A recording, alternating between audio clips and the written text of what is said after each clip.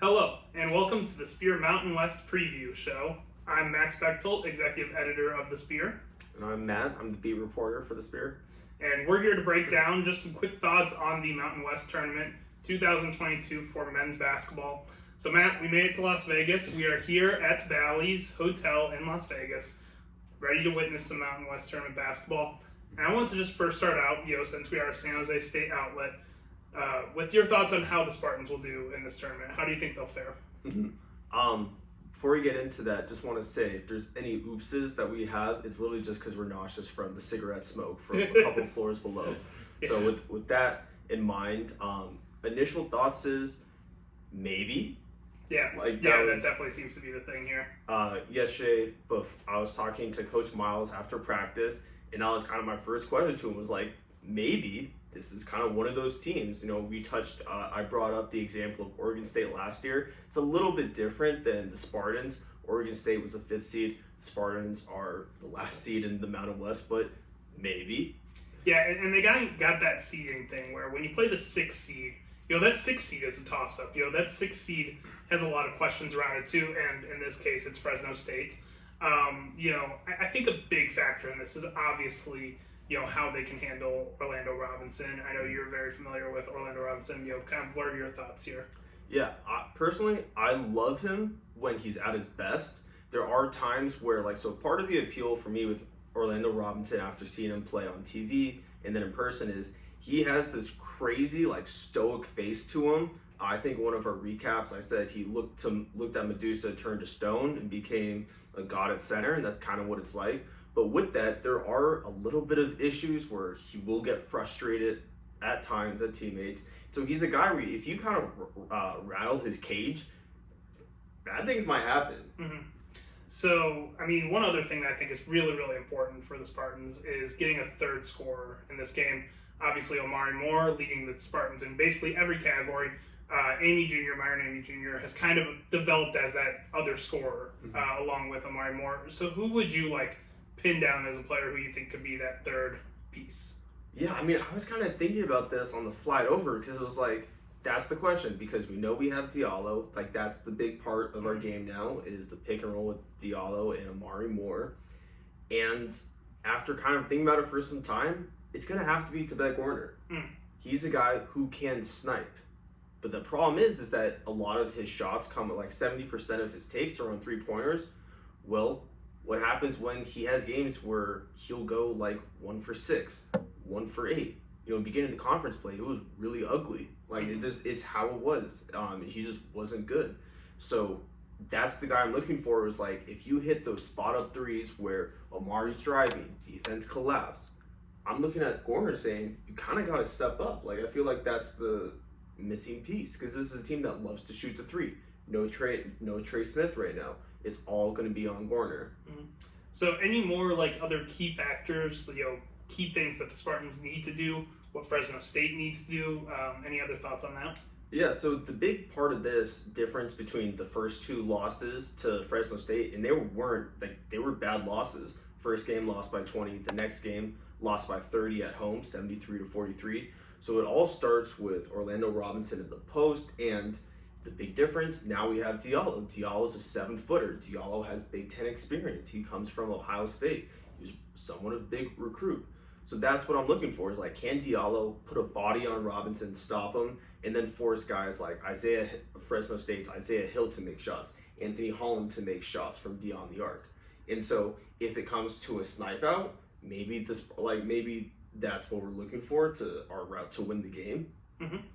So we'll get to predicting the scores and their kind of placement in the tournament a little bit later. We'll save that for the end. But let's jump around to the other Mountain West situations here. Everybody loves the Cinderella in March. Who's one of those seeds that people might not be talking about, but you could see making a nice little run? Yeah, this is Nevada for me. Mm-hmm. So the part that's really appealing with Nevada as a Cinderella team is that in order to have a good Cinderella team, you have to be bad enough to not be considered good, but then you also have to be good enough to not be considered in the echelon of the San Jose States and the Air Forces. They had this weird thing where they lost 6 straight, and then after that, they won 3 straight. Well, 2 of those were against San Jose State, so give or take with that. But they came in as a team that was predicted to finish high in the Mountain West. Grant Sherfield was expected to win the Player of the Year. That didn't happen. Mm-hmm. So they have guys who are good, especially. So it starts with Grant Sherfield and Desmond Cambridge. Sherfield in his most recent game dropped 30 against San Diego State. San Diego State has the second best defense efficiency according to KenPom. So that's So I kind of went a really, really long shot route. I don't think they're going to make like a deep run, but I could see them stealing a game or two here, and that's New Mexico. Because one thing that I love to look for in underdogs in March are guys who can just get buckets, fill it up, and they have that with House and Mashburn. I think that you could see them kind of surprise some people if some of those guys get hot. I know this is a team that just recently lost to San Jose State, but Richard Pitino has a lot of big game experience. He's going to come into this and not be like a deer in the headlights. He's going to come into this and be ready to go. He's going to have that team ready to go. I could see them winning a game or two in the Mountain West tournament. Yeah, I think because I did have a lot of that bias come in. I was like, oh, I'm going to write off New Mexico because that was San Jose State's win. You're obviously going to remember the things that stuck out the most. Mm-hmm. Kind of on the other side of that, though, I'm worried about New Mexico's big man game. Because if you look at the conference tournament and you look at everything, every team that's going to show up within the top 5 or 6 has that big guy. We've already mentioned Orlando Robinson at Fresno State. Then you have David Roddy at Colorado State. Okay, Graham Ike at Wyoming. Mm-hmm. I know I'm probably forgetting one or two. You have Will Baker at Utah State. So if you have that disadvantage, if you're not matching up well right there, I don't see how you make it out alive. Mm-hmm. No, I totally get it. I just think that if they get these backcourt guys hot for one game, I think they could really get a win, maybe two, get a splash in there. So now taking out to the entire tournament, who do you think takes it? Who do you think they beat? Yeah. So right now I have championship game as Colorado State, San Diego State, and I kind of like San Diego State. I think the Aztecs defense is going to prevail. So the reason why and then with Colorado State, the reason why I have them there is David Roddy, who just won the Mountain West Player of the Year. He is insane. The tush on this man. I mean, this is like a Kim K tush. This guy's 250 pounds, and at least 3/4 of that is just in the back end. And it's kind of funny, but he's so explosive, and he has so much lower body strength and just speed and just quickness, where it's just lightning fast. I mean, you go through his highlights, and you see quick drives to the rim, where it's just things a 6-foot point guard would do. Mm-hmm. And then he also has game. I mean, he has just game beyond the arc. He's shooting 46%. So there's that, and they play really well in crunch time. Mm-hmm. But I'm going to always pick the defensive team. I'm always going to pick the team that's better on defense. Mm-hmm. So I've got the same championship game, but I went the other way. On Colorado State came into the season as the top team. They were the top dog. They were the ones everyone was trying to knock off. And this season for Mountain West basketball has been unbelievable. Mm-hmm. I mean, probably the best season in men's Mountain West basketball in a long time, certainly recent memory. And Colorado State's been a big part of that still, especially as you mentioned, Roddy. That was kind of the reason why I picked them is again, I think in March when you got the best player on the floor, you have a chance to win no matter what. And I think they have the best player on the floor. I would say I think he's the loudest rebounder I've ever heard. When he gets a rebound, you know it. You can feel it. You can hear it in the entire arena. I think that he's going to lead the Rams to the Mountain West Championship. It might end up being a guy off where you have Colorado State has their guy, San Diego State has their guy, and Matt Bradley. I mean, Matt Bradley, pretty much an all-time snub for first team. I think he should have got it over Hunter Maldonado from Wyoming. It's very debatable, but I think that should have been his spot. But he's insane. I mean, he's one of those guys where kind of just like Roddy, he's versatile, but more in a scoring way. And he just has, and I kind of love his jump shot because it's a tomahawk chop, and it looks like Derek Fisher's. Well, I'm wearing my Dodgers stuff, but as a Lakers fan, anytime I see that something where it goes right behind the head and just goes into it, it's awesome to see. Awesome. Well, let's kind of break down, some of the players who might make the all-tournament team. I have Roddy. I think we can both kind of just lock in is probably going to be on that all-tournament team at the end. Who else are you kind of looking at to possibly fill out those other spots? Yeah, so I'll run through my list very quickly, but then I wanted to go into one player. So, because I have Grant Sherfield. We've already talked about that. Then I have Matt Bradley. Just talked about him. Boise State's Abu Kijab. This is a name that and we haven't even talked about Boise. This is the problem with the Mountain West that's so stacked, is that Boise State ended up coming out on top of the Mountain West. They won their regular season title.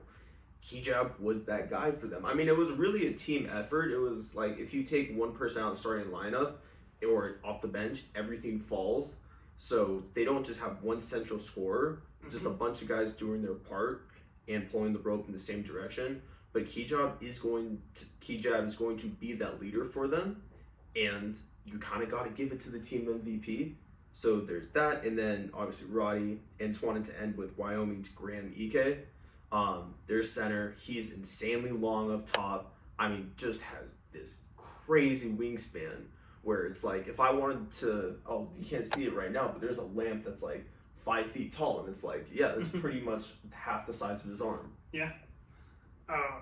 So that's great. And then I also had Ike as well. I had Roddy as well. I did put Isaiah Stevens because I think Colorado State's going to make a big splash. You know, I think they're going to go all the way, and I think Isaiah Stevens is going to be a big part of that. You know, he's kind of gotten forgotten, you know, because of how great Roddy's been.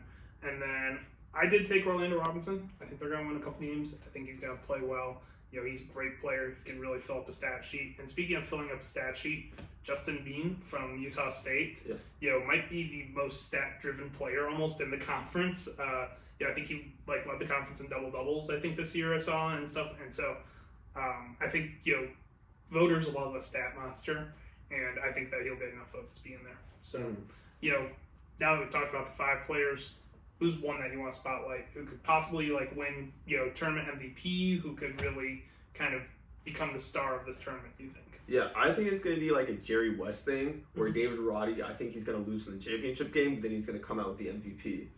I just love the way. I think part of it is like, who can just electrify a crowd? I mean, because you're putting on a show. Yeah, this is it. Like, when it's for all the marbles, we want something we can remember. And I think that's what David Roddy's going to do. He's just one of those guys where I love guys who are versatile, because it really plays into the idea that anything can happen. And that's what March is about, is Roddy can, with the last couple seconds, and we saw it in their game at home against San Diego State, where like partially blocked the ball and then dashed to the other end and hit a quick little pull-up to seal the game. So he has that ability to where he could do it on both ends, and just the fact of how strong he is, maybe it's just a respect mass thing. Yeah, but it's just like, it's kind of simple as strongman play basketball, strongman dunk hard, strongman make people happy. I wrote it as well. I mean, you basically put it way better than I ever could. I watched a lot of Mountain West basketball this year. This is my favorite player that I've watched this year. I love the way he plays. I love, you know, his size, you know, kind of has a little bit of a young Charles Barkley in him, with the way he can move up and down the floor, has the big body, can rebound. So I'm picking David Roddy as well. So now we're going to circle back to San Jose State to kind of wrap it all up. You know, do they beat Fresno State? If they do beat Fresno State, you know, how much do they make a run at it? Like, what's your thoughts here on kind of their game tomorrow and then moving forward? So the best way to answer is this: when you're in Vegas, you see some girls who are extraordinarily gorgeous, just out of this world. And there's a little part of your brain that's like, maybe there's a chance if I shoot my shot, they'll say yes. And then, but you know that like the big part of the brain, so this is the small part of the brain, this is kind of the dumb part of the brain. The big part of the brain, the more logical side, says, no, that's not going to happen. You're going to look like a fool. So with that said, I don't know if the dots connect right there, but no, I just don't see it. And I enjoyed covering the team this year. It's a lot of fun. But when you're in the position to make a pick, it's like, yeah, I'm going to go Fresno State. I think that the Spartans keep it a lot closer. I don't know what the odds are downstairs at the sports book here, but I think they keep it a lot closer than I think a lot of people think they would. Just because, you know, you never know who could get hot. You know, Fresno State is very reliant on one player. What if Orlando Robinson just doesn't play well, doesn't show up? You gotta, you know, kind of account for different factors here. But yeah, I see, you know, this being a game down the wire, probably like 5 or 6 points with a few minutes left, and then once fouls start taking over, once, San Jose State starts forcing a little bit, probably goes to like 12, 13-point game, I think. That's kind of where it finishes out. Yeah, well, because part of that, you bring up a good point with fouls, is that Amari Moore fouled out with like a couple minutes left in the 30-point blowout, and that's something I talked to Amari about, and he was mentioning that, it's like part of me I've learned that I just can't have these quick, cheap fouls. Like one of them he cited was like an offensive rebound where he should have went up, where Fresno State got it, and then he fouled him on the offensive rebound, and he was like, oh, this is probably not a foul that was not worth in the end. So making sure Amari Moore, Diallo stay out of foul trouble, but then staying out of foul trouble also means that you have to guard Robinson and force him into bad shots, force him into bad scenarios. And when it's all said and done, like Fat Lady sings, I still like Fresno State. But I think it'll be close early. I think because San Jose State, for all the bettors out there, take San Jose State spread for the first half, or everyone but Calvin Ridley. Make sure to take that pick. But yeah, so because they keep it close, and then things like the wheels fall off. Yeah. Well, I think it'll be interesting to watch. I'm really excited to get into the Thomas and Mack Center tomorrow. Drove past down the way from the airport. Beautiful looking arena. Can't wait to check it out. Can't wait to check out all these teams. Anything else that you want to touch on before we wrap this up? Yeah, I don't understand why this hotel room doesn't have a microwave. I mean, I don't do. This is insane. It's a nice hotel. Yeah. I enjoy staying, minus the smoke and. Well, that's every Vegas hotel. Though, yeah. So, but. I'm just gonna be a curmudgeon right now. As far as it goes, I think this will be insane. But as far as the tournament goes, I think it's great. The Mountain West. Now that there's not so many games going on, a lot of the focus can be brought there. Like people complain about, why aren't people watching Mountain West? It's like, well, I don't know. There's 3 other sports going on, and then there's 300 college basketball teams to keep track of. But this is what's games great. are at 10 o'clock at night. The schedule is like really, really strong for this year's. They have a good spotlight. East Coast people will be able to watch these games. They're not played at midnight, Eastern time or whatever. These aren't. So I think the last game's at 4 o'clock tomorrow. So, people can really tune in here, I think. So that'll be fun. And this is maybe the best show in town. I mean, the West Coast Conference is wrapping up. The Pac-12, is kind of very, divided between the top and the bottom. And this Mountain West Conference is legit. And I can't wait for people to see that. Yeah, like John Rothstein was getting noise complaints. I don't know if you saw that tweet, but he was talking about getting noise complaints because of how crazy the Mountain West was on that Sunday. Yeah. So we're really excited. We're really excited to cover. We're really excited to bring you all of our coverage. So stick tuned to the Spear, on YouTube, the site, SJSU, the Spear, or thespearsjsu.com, Twitter at the Spear SJSU. Keep an eye out for all of our content that'll be coming. I'm looking forward to it. Yeah, same. I mean, this is first business trip I have, so I really hope that the games live up to the hype. Like, this is something that should be remembered. I think that's my goal with this is, will each game just be 10 or more points and they're kind of just not fun? Or are they just going to live up to the hype? And now it's like, okay, we have a memorable experience. We can remember the Mountain West for 2021 to 2022. Yep. Anything can happen in March. So, thank you for watching. For Max, Matt, goodbye. All right, thanks, guys.